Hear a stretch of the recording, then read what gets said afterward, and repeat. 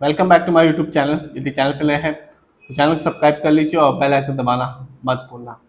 ये वीडियो सिर्फ educational purpose है, ना हम कोई भी स्टॉक खरीदने की सलाह देते हो ना ही बेचते।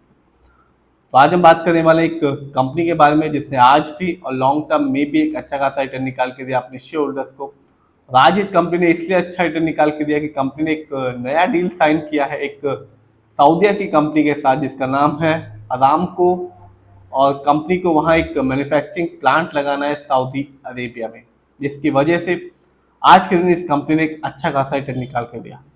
इस कंपनी का नाम है मैन इंडस्ट्री इंडिया और ये कंपनी एक लीडिंग ग्लोबल मैन्युफैक्चरर है, एक्सपोर्टर है large diameter carbon steel pipes की, लाइक LSAW और HSAW for various industrial application में।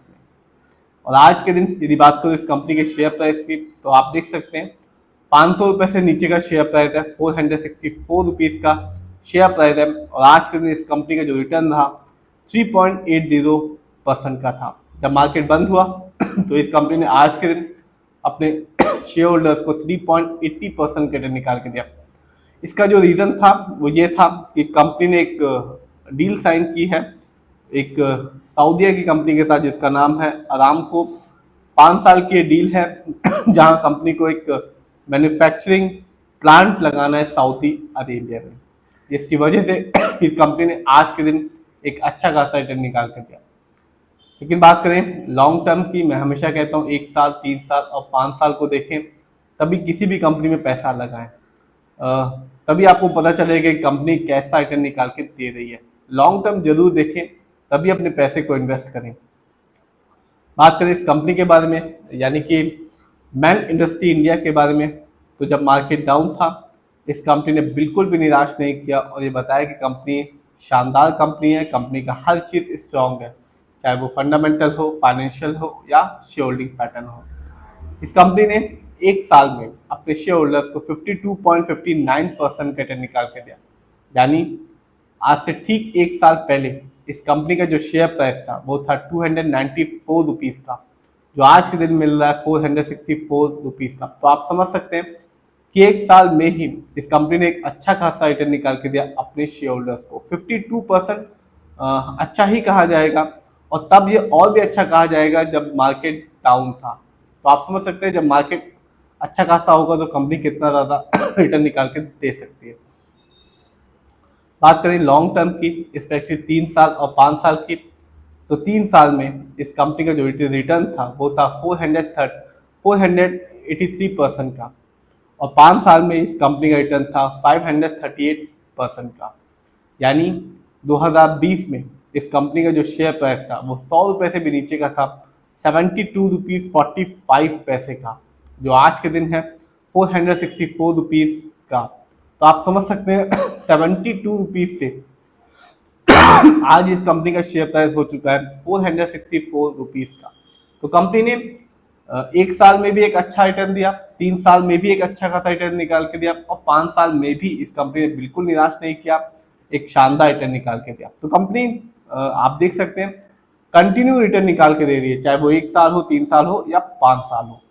स्टॉक के परफॉर्मेंस को देखते हैं तो 1 साल में इस कंपनी का जो हाईएस्ट शेयर प्राइस गया वो था 472 रुपीज़ 40 पैसे का, जबकि 1 साल में इस कंपनी का जो लो शेयर प्राइस आया वो था 201 रुपीज़ 55 पैसे का।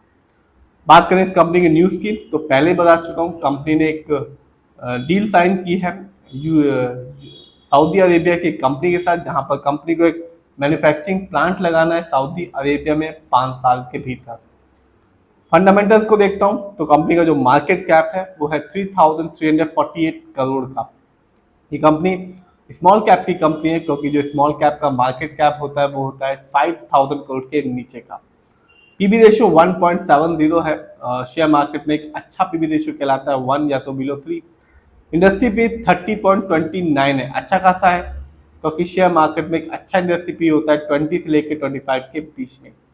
इंडस्ट्री पी से ये साफ पता चलता है कि कंपनी का जो स्टॉक है मार्केट में कैसा परफॉर्म कर रहा है। क्या वो बहुत ज़्यादा सस्ता तो नहीं, क्या वो बहुत ज़्यादा महंगा तो नहीं, क्या कंपनी का स्टॉक अंडर वैल्यूड तो नहीं है, क्या कंपनी का स्टॉक ओवर वैल्यूड तो नहीं है। डेब्ट टू इक्विटी आप भी देख सकते हैं 0.29 है, ना के बराबर इस कंपनी पर लोन कर्ज है। आरओई कम है इस कंपनी का, 8.48% है। जब भी आप किसी कंपनी के फंडामेंटल्स को देखें तो आरओई जरूर देखें। आरओई ये बताता है कि कंपनी हमारे पैसे को कैसे इस्तेमाल कर रही है। यदि वो सही से इस्तेमाल करेगी तो कंपनी का आरओई बढ़ेगा और शेयर होल्डर्स को भी आगे चल के लॉन्ग टर्म में एक अच्छा खासा बेनिफिट देखने को मिलेगा, क्योंकि शेयर मार्केट में एक अच्छा आरओई कहलाता है 15% से लेकर 20% के बीच में। और जब भी किसी कंपनी का जो आरओई होता है कम होता है या नेगेटिव होता है तो साफ बताता है कंपनी शेयर होल्डर्स के पैसे को सही से इस्तेमाल नहीं कर रही। बात करें इस कंपनी के कुछ फाइनेंशियल्स की, तो आप देख सकते हैं जो कंपनी का रेवेन्यू है सितंबर क्वार्टर में वो था 815 करोड़ का, जबकि ईयरली देखूं तो 2025 में इस कंपनी ने ईयरली रेवेन्यू के मामले में कमाया 3537 करोड़ 3557 करोड़ का। बात करें प्रॉफिट की तो कंपनी का जो प्रॉफिट रहा सितंबर क्वार्टर में वो था 36.98 करोड़ का, जबकि 2025 जो साल अभी चल रहा है कंपनी ने प्रॉफिट के मामले में कमाया 153 करोड़।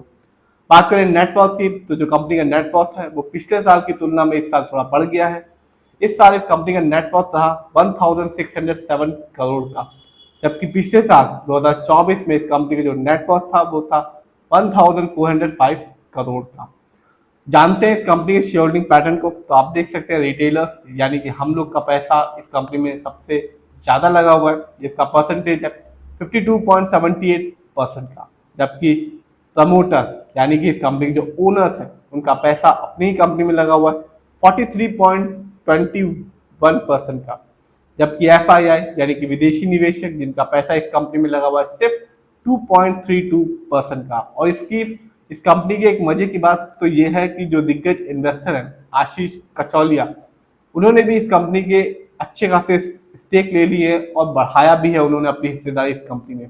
पहले उनकी हिस्सेदारी इस कंपनी में थी 2.03% की, जो अब इस तिमाही में बढ़कर हो चुकी है 3.04% की। तो आप समझ सकते हैं दिग्गज इन्वेस्टर आशीष कचौलिया ने भी इस कंपनी में अच्छा खासा इन्वेस्टमेंट कर रखा है और कंपनी ने अभी ही एक्सचेंज को बताया कि कंपनी को एक नया प्रोजेक्ट हाथ लगा है। और आपने भी देखा कि आज के दिन भी और लॉन्ग टर्म में भी ये कंपनी एक शानदार रिटर्न निकाल के दे रही है। फिर भी आप जिस भी कंपनी के शेयर को खरीदें खुद रिसर्च करें, एनालाइज करें, अपने फाइनेंशियल एडवाइजर की राय लें, तभी अपने पैसे को शेयर मार्केट में लगाएं।